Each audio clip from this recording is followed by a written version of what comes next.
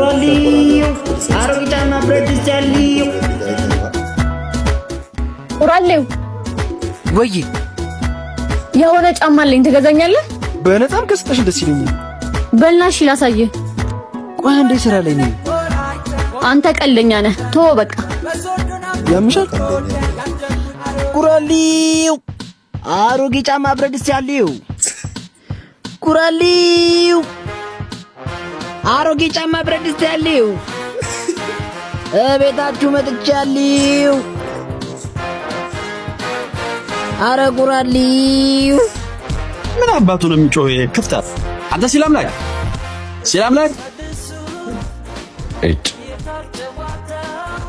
ፋዝ ይሄ ቁራሌው ምንድነው እንደ ቁራ የሚያስጮኸው? የተኛ ሰው አለ በለው እና ለሱ ከሆነ እሱ አቀርብም ነበር። ምን አባህ ገባህ አንተ ጥፍራም ያልኩህን አድርግ።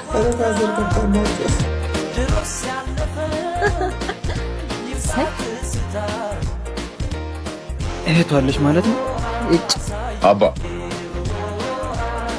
ቀወጥሽው እኮ በሰላም ነው። ምን ላድርግ ብለሽ ነው ብራዘር? ስራ አይደል? ስማ የሆነ ጫማ አለ ትገዛለህ?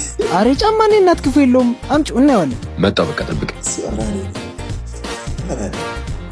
ማለት ነበር። ሰው እንዴት የቤት ሽት ሲለብሱ ያምራል። አንተ ያማል እንዴ? ደሞ ምን አረኩ? እንዴት አገኘኝ? ደሞ ምንድነው እንደዚህ የሚያስጮህ? ነግሬሽ ነበር እኮ ማግኔት ነሽ ወይ ብዬ ጠይቄሻል ነበር። የኔን ተው። ቆይ ወንድሜ ምን ብለኸው ነው? አረ ምንም አላልኩትም። አይንሽና ናፍቆትሽ ግን እንደዚህ ጠርሙስ አይኔ ላይ ሲላወስ ነው የከረመው። ወይ ጉድ! እና ጎንዷ ማቼ ነው እንዴ? የምን አማች ነው? የምን አማች ነው?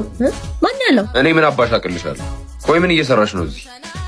አረ ምንም የጥባት ጠርሙስ እኮ መሸጥ ፈልጋ ነው። እንዲህም ጀምረሻል? በኋላ እናወራለን። ግቢ።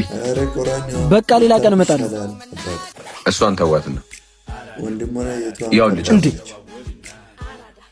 ቀሳትንም አዘርም ከባድ ናቸው። በፈጣሪ ስም እዚህ ቤት ያለው ድሮ ዕቃ ብዛት ምንድን ነው? ምን ነው? አረ ምንም። ግን የዘላለም የነሽ የሆነ ጫማ ማስቀመጡ አስፈላጊ ነው? ምን አገባ? ዝም ብላ አገዛም እንዴ?